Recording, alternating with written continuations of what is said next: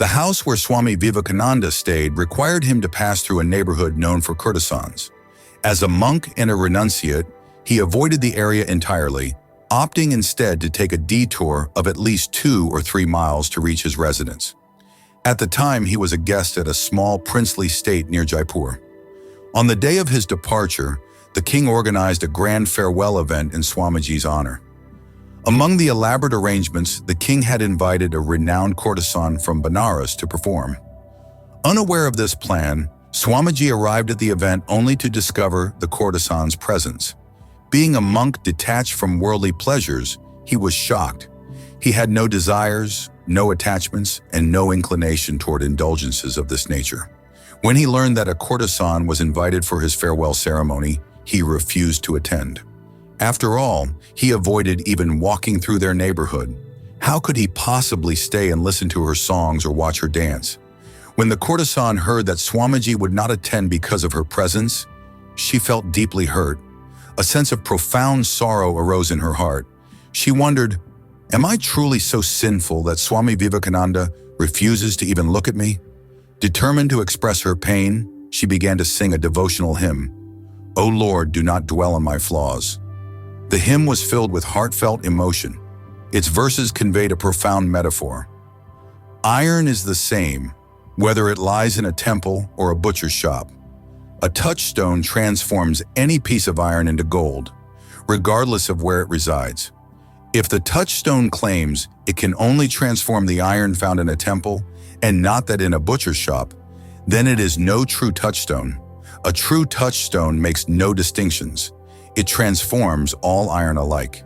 The hymn deeply moved Swami Vivekananda. Listening to it, he was shaken to his core. He reflected, "A true renunciate sees no distinctions. Why then do I?" He questioned himself. "I am a monk, unattached and free from worldly allurements. Yet why am I acting out of prejudice? This goes against the very essence of my spirituality." Overcome by this realization, Swamiji could no longer remain in his room. He rushed to the ceremony, disregarding his earlier decision. When he arrived, he saw the courtesan in tears. Her eyes reflected sorrow, love, and an aching sense of rejection. Swamiji could not ignore the depth of her emotions. Gazing into her tear-filled eyes, he addressed her softly, "Mother." At that moment, Swami Vivekananda became a true monk. In the courtesan, he saw the divine presence of a mother. From that point on, she was no longer a courtesan in his eyes. She was a mother. This profound realization marked a transformative moment in Swamiji's spiritual journey, reaffirming his belief in the oneness of all beings and the absence of distinctions in the eyes of the divine.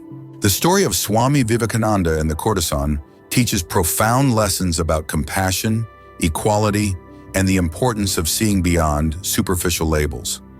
At its core, the narrative emphasizes that true spirituality lies in recognizing the inherent divinity in all beings, irrespective of their social status or past actions. It challenges us to let go of prejudice and judgment and instead embrace empathy and understanding in our interactions. The moral of the story, Swami Vivekananda, despite being a renunciant, initially struggled with societal conditioning that viewed courtesans as unworthy. However, through the courtesan's heartfelt hymn and introspection, he realized that no one is beyond redemption and that genuine spirituality does not discriminate. His ultimate act of addressing her as mother reflects the highest form of respect, acceptance, and divine love. This story reminds us that judging others based on their circumstances, actions, or appearances not only diminishes them, but also limits our own spiritual growth. True wisdom lies in looking beyond external facades to the soul within, something universal and divine.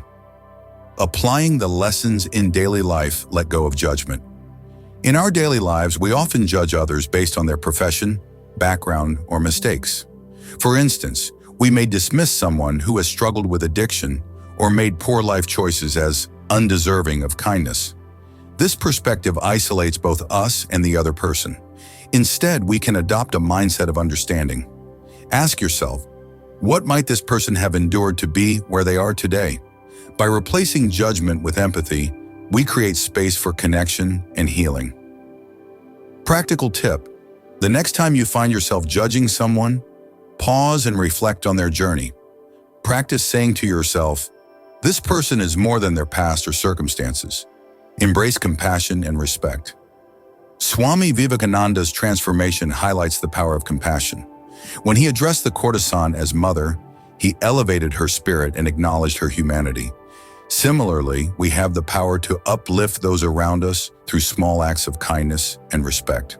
Practical tip: in your workplace, community, or family, be mindful of how you treat people, especially those often overlooked or marginalized. A simple thank you to a janitor, a smile at a delivery worker, or an encouraging word to someone struggling can make a profound impact. See the divine in everyone. The story also urges us to recognize the divine spark in all individuals. Just as an alchemist turns iron into gold without bias, we too can inspire and bring out the best in others. This requires us to see people not as they are, but as they could be. Practical tip: when dealing with someone difficult, remind yourself, they too are a reflection of the divine. This perspective can transform your approach, making your interactions more constructive and uplifting. Overcome bias and conditioning.